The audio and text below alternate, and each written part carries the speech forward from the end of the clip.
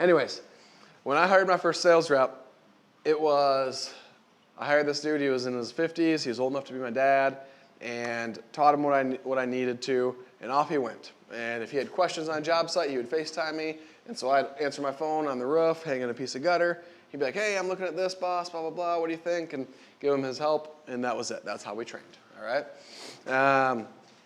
We were also still relatively cheap at that time.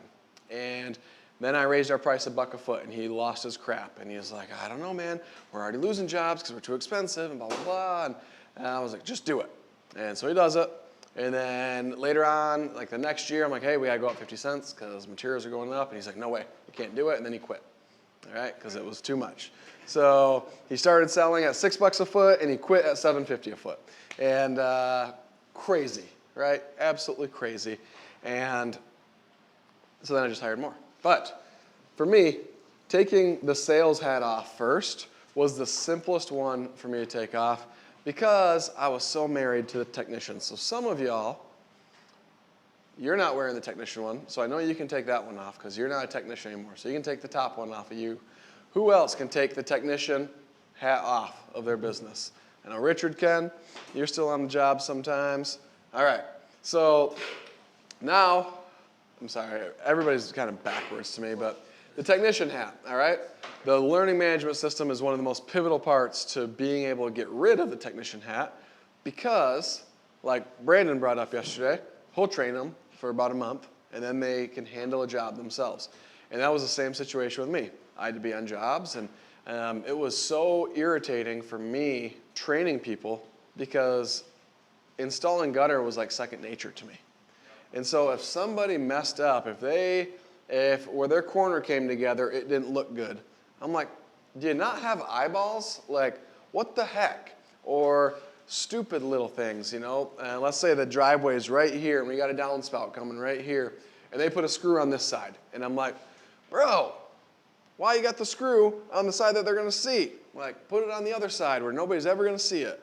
Like stupid little things like that. Or the pipe band, it's wrapped facing the driveway rather than facing the other way. And I'm like, man, come on. Like little things that I notice as a gutter installer, but Jared as a homeowner would have never noticed in a million years, all right? And it took one of my really, really good friends, his name is Wesley Bloom, and does about $4 million a year in pressure washing. That's it. Pressure washing in Atlanta. Who was from Atlanta? Atlanta, yeah. I forget what area he's in, really, really rich part of Atlanta. But he does $4 million a year just in pressure washing. He goes, Colin, customers don't know the difference between 80% of perfect and 100% of perfect. And I was like, what do you mean? And he goes, well, at 80%, it still works the way it's supposed to, right? I go, well, I mean, yeah, for the most part, yeah, it works the way it's supposed to. He goes, it's just the aesthetics that you're upset about. Yeah. He goes, are your customers that you're serving gutter professionals? No. He's like, all right, then they're not going to know the difference, right? Plain and simple. You're not a mechanic. You don't know when, or a body guy, right? You don't know when you walk up to a car if this is perfect body work or 80% of perfect body work. You walk up to a brand new car and you're like, man, that thing looks so good. And the professional body guy's like, this paint is all orange peeled, it looks like shit, this, that, and the other thing, and he points out all the imperfections. And you're like, holy cow, I had no idea. I thought I was buying a brand new car. That's good, right? No, customers don't know the difference. So for you, that's a big deal. You need to come to grips with that 80% rule. Customers don't know the difference between 80% of perfect and 100%. Now, there are people who blow this way out of proportion, all right, and go the total opposite of like, customers don't know the difference between 10% of perfect and 100%, and they're installing really, really garbage stuff. Don't be that guy. I'm not saying do cheap crap work.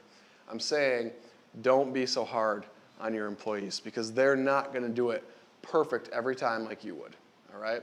It's just the way that it goes. They will cut corners. I mean, even in my business, I broke one of my cardinal rules of hiring guys with experience because this guy only had 2 months of experience at a local competitor. And I was like, all right, 2 months. He saw how disorganized it was, and that's how he left, and he wasn't getting paid.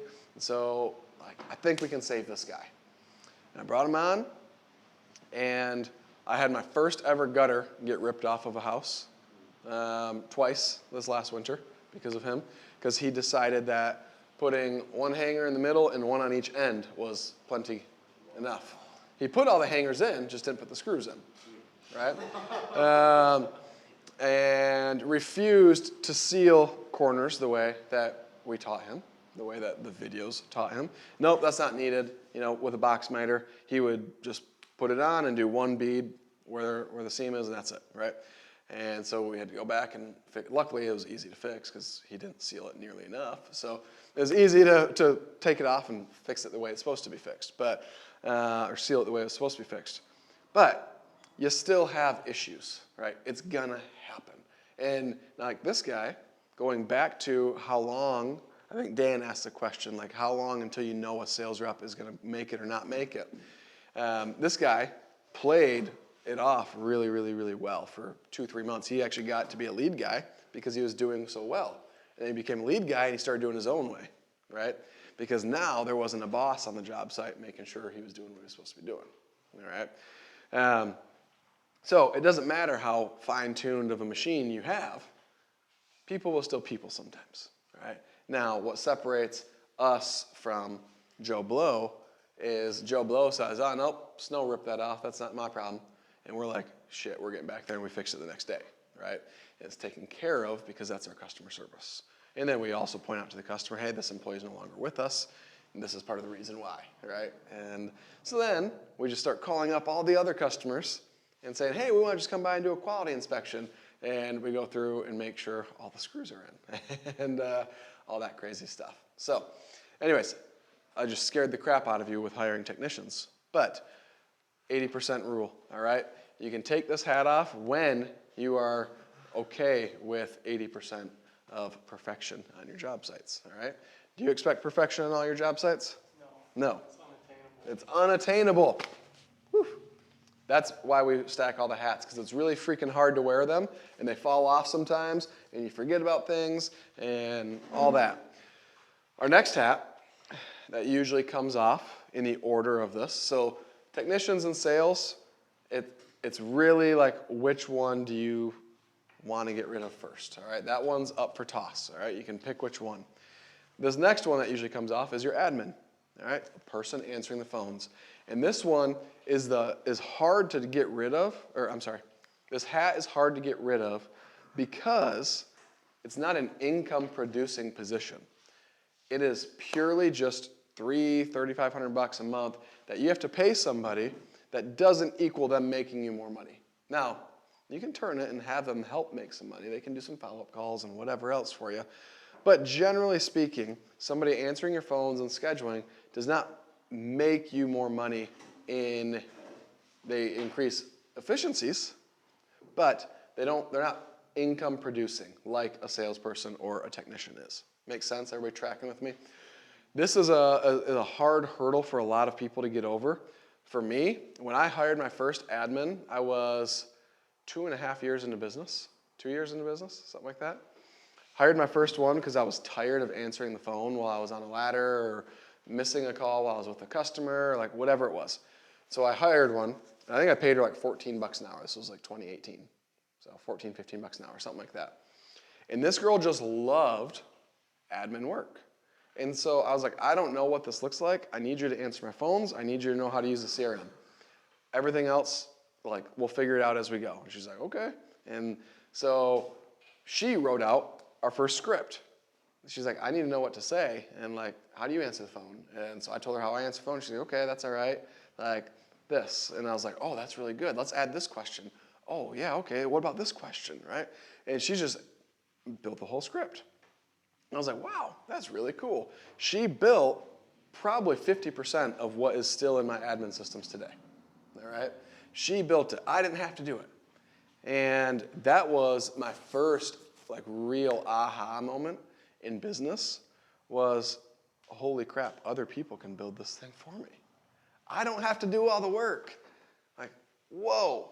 And it blew my mind. And so then I just started encouraging that behavior, like, holy crap, her name was Virginia. Virginia, this was amazing. Like, what else can we do? And she's like, well, hey, like the next day, she's like, hey, I figured out we can send like regular emails and texts and stuff through our CRM. And I was like, what? I didn't know that. And she's like, yeah, like let's set some up. And I was like, okay, what should we do? And she's like, well, I think we should send a confirmation. Like when they call and schedule an estimate, we should do that. I'm like, yeah, that sounds good. Let's do that. What about like follow-up for once we email the estimate off? Because we were still emailing the estimate at that point. Oh yeah, we can do that right here. Boom, boom, boom. And she's just figuring things out. And she built a ton of that for us. I was like, this is incredible. You are the most amazing human being in this entire world. I've never met somebody that I love so much. And she just built this thing all out for us. So for me, hiring this admin, still to this day, was probably my favorite hire I ever made. Because this was the thing I hated most about my business. The admin baloney. Everybody else, same boat. I know you hate it. And you're like, well, this girl quit, and then I wanted to save some money, and so I'm doing it, and now you're not going to save any money, right? Okay. All right.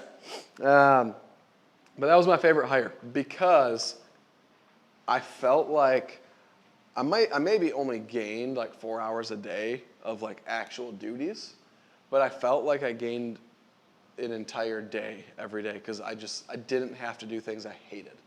And I didn't have to get home after a full day of work and like, and miss out on family time or whatever else, right?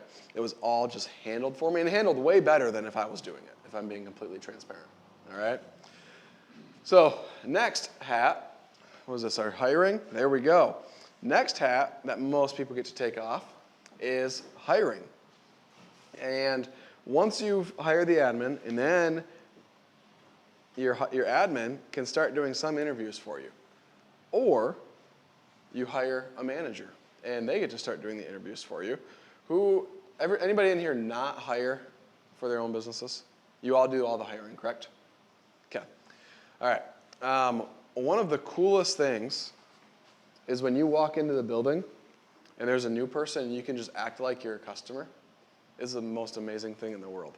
And one day I pulled in and I didn't park out front so they couldn't see my truck. And I had no idea that we had a new employee or whatever. And I just walked in the front door and I was like, oh, hey, how are you today? And she said, I'm good, sir. How are you? And I'm doing great. She goes, what can I do for you today? And I just played it off. I'm like, let's see how good she is. And I was like, yeah, I'm looking for a roof estimate. And she's like, okay, cool. Let me get your information. And I see my GM walk out. And like she's looking at the computer. I'm like, and he's like, okay, turns around, walks away. And so I go through the whole thing. And then eventually I started like, I don't remember what I did. I started razzing her and like asking her questions to trick her up because she was doing well. And she's like, oh, let me get my manager really quick. I don't have that answer. I was like, okay, cool. And then Jonathan comes up and he introduces me as the owner of the company. And she was like, oh, okay. But I've gotten to do that a handful of different times, right? Where I walk in and people have no idea. Michael, who you guys just met yesterday, our technician, who's transitioning into sales. I met him on his third day of work, and I was just, at that point, I was doing a bunch of like skid steer work. So I had my skid steer, my gooseneck, and he thought I was just a random dude doing work here. And so I'm like, hey, how's it going, man? He goes, oh, I'm doing good. How are you? Good. It's hot out today, isn't it? Yeah, man, it sucks. And just shooting the crap with them. And Jonathan and Jason walk out, and they start talking to him. I'm like, all right, guys, I'm out of here. And they're like, oh, did you meet Michael? I was like, yeah, I was just talking to him. And they're like, oh, okay. So, yeah, Michael, he owns the whole place. And he's like, what? And so it's fun when they get to hire people. It gives them authority in your business. All right. When I hire people, one of my favorite things to do, and I did this with both of them in that moment. Like, hey, you're a technician. Here's the deal. I know a lot about installing seamless gutters. I won't be on your job very often, if ever, but I will see you around here, and I might make some suggestions to you. And if you feel like I'm stepping on your toes, you say, hey, Colin, this is my job, I got it. Like, I'll make you proud. He's like, okay. Like, you have full authority to tell me, hey, I got this, Colin. If you see me start cleaning up in the shop or whatever, and you don't want me to do that, you say, hey, Colin, I got this, this is my job, all right? Or whatever else. And same thing with admin. Look, hey, I don't know anything about what you do. I know a little bit about what you do, but I hate doing that. If I come up to you and make a suggestion, you have full authority to tell me to go kick rocks. All right? I tell every single one of my employees that. And I just give them the authority.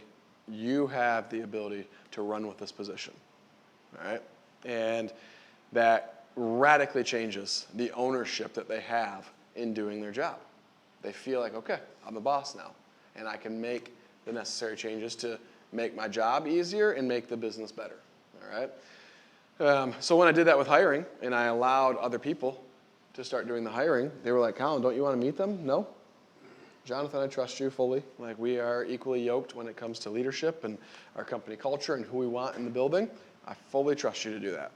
Okay, cool. So hiring is the next hat that most people take off after admin. Next one is our print marketing. Okay, this is the next easiest thing to get rid of. Ordering your door hangers, ordering your yard signs, ordering anything that's print, right? If we're doing direct mail pieces, all of that. Most of this can be automated through your CRM or through special programs or whatever else, right? Your admin can also take on this duty, but marketing, remember, marketing is a 9-letter word for test. So it's still difficult. If your admin doesn't understand that every piece of marketing is a test, then they're not going to track it like it's a test, and you still have to be the one tracking the results of it. So this takes a little bit to get rid of, because training your team to actually test stuff, that's why Daniel works in my business, because I don't track and test marketing the way that I should. I depend on Daniel to track it, report it back to me, and we make decisions from there, right? And last, but certainly not least, our digital marketing. This is where, this is a hat that people always think they can take off because they go and hire Brandon to run their Facebook ads, all right? Okay, cool, that's my digital marketing, I get to take this hat off. How often do you still have to talk to those clients? Typically 2 to 3 times a week. Right, 2 to 3 times a week. So how many of those clients don't own their business? Don't own their business? Yeah, they all own it, right? They're all the owners, all right?